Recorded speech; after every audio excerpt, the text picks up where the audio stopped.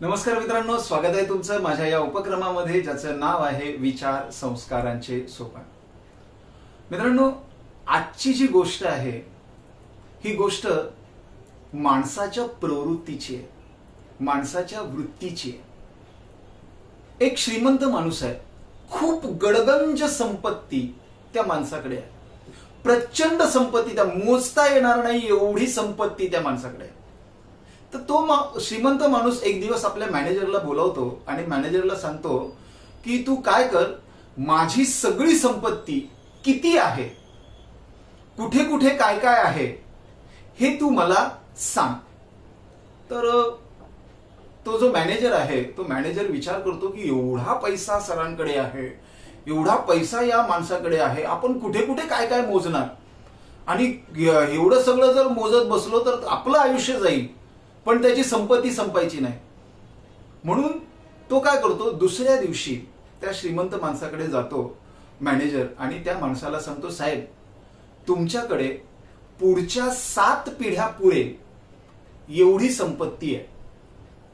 तर तो श्रीमंत माणूस म्हणतो, पुढच्या 7 पिढ्या पुरेल एवढी माझ्याकडे संपत्ती आहे, पण मग मला सांग माझ्या 8व्या पिढीचं काय।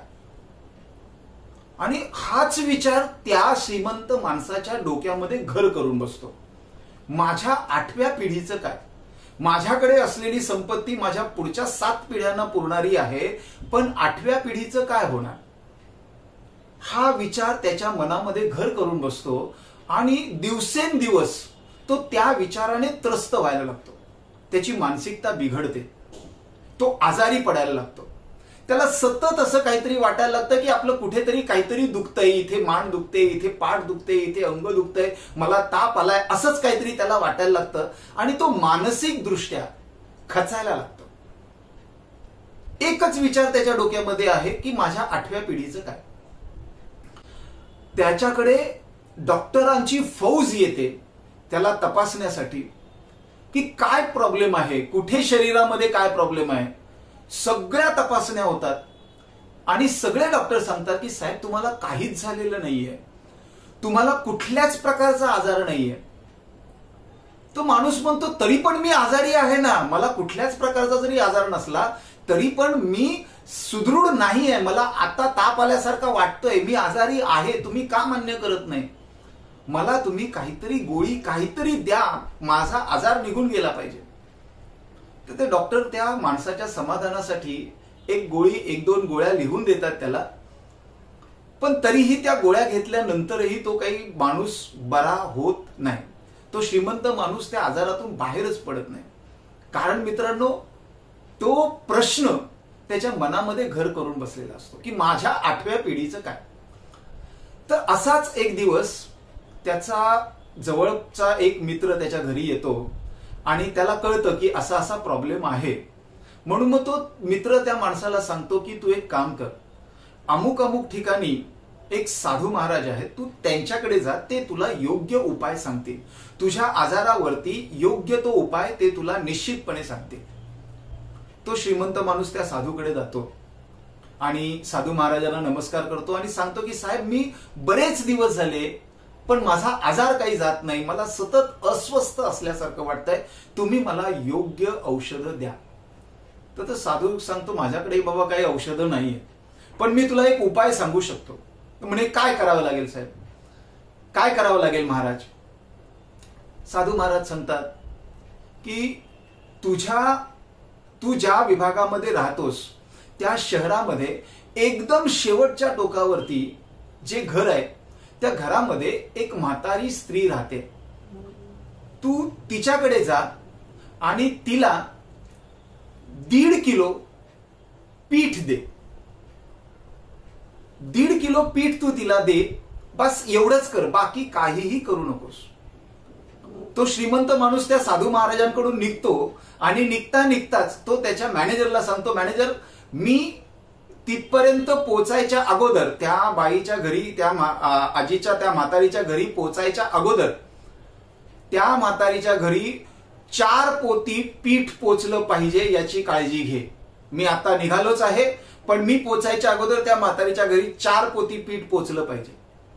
तो मॅनेजर पळत पळत पळत पळत जातो, त्याच्या हाताखाली जो कामगार असतो त्या कामगाराला सांगतो 4 पोती पीठ गाडीमध्ये टाकलं जातं आणि ती जी म्हातारी शेवटचं जे घर आहे त्याच्या शहरातलं, त्या शेवटच्या घरामध्ये जिथे ती म्हातारी राहत असते त्या म्हातारीकडे हे लोक जातात आणि ते 4 पोती पीठ त्या म्हातारीच्या घरामध्ये ठेवतात. ती म्हातारी विचारत बसते, हे कोण आले?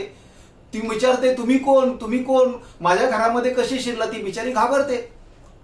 तेवढ्यात हा श्रीमंत माणूस तिथे पोहोचतो आणि मग तो श्रीमंत माणूस स्वतःची ओळख करून देतो की मी या शहरातला सर्वात श्रीमंत माणूस आहे, मला तुम्हाला काहीतरी मदत करायची आहे आणि म्हणून मी हे 4 पोती पीठ आणलेलं आहे. ती म्हातारी म्हणते, बाबा तुला माझा नमस्कार, पण मला या 4 पोती पीठाची अजिबात गरज नाहीये, तू हे घेऊन जा.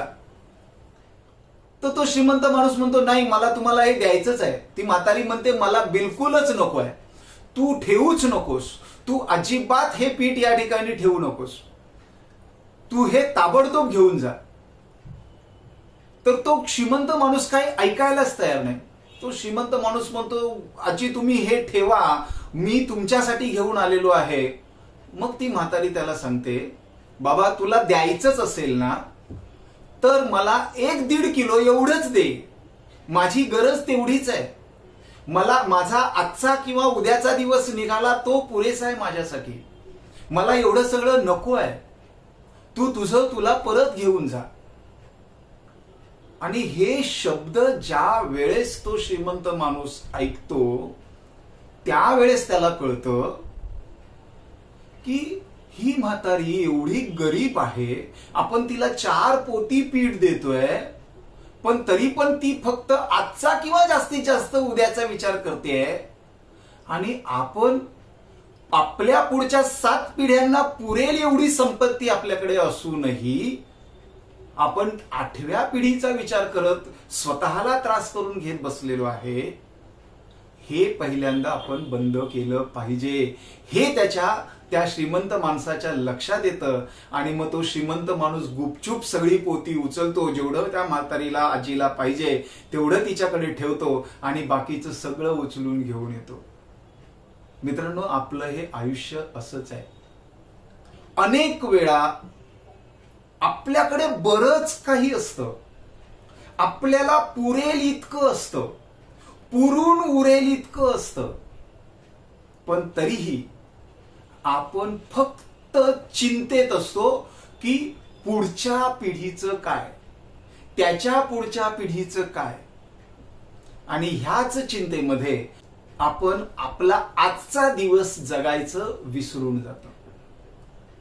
मित्रांनो, आजचा दिवस आनंदात जगा, जेवढं आहे ते पुरेसं आहे असं समाधान ठेवून जगा, तो दिवस खूप आनंदाचा आहे. आज इतकंच मित्रांनो, पुन्हा भेटूया पुढच्या गुरुवारी. तोपर्यंत माझ्या या चॅनलला अजूनही ज्यांनी सबस्क्राईब केलेलं नसेल त्यांनी सबस्क्राईब जरूर करा. माझे हे विचार तुमच्या मित्रमंडळींपर्यंत पोहोचवण्यासाठी शेअर करा. आणि हो, माझ्या या विचारांवरती तुम्हाला तुमचे विचार व्यक्त करायचे असतील तर कमेंट्समध्ये जरूर लिहा. पुन्हा भेटूया मित्रांनो पुढच्या गुरुवारी. तोपर्यंत सगळ्यांना नमस्कार, धन्यवाद.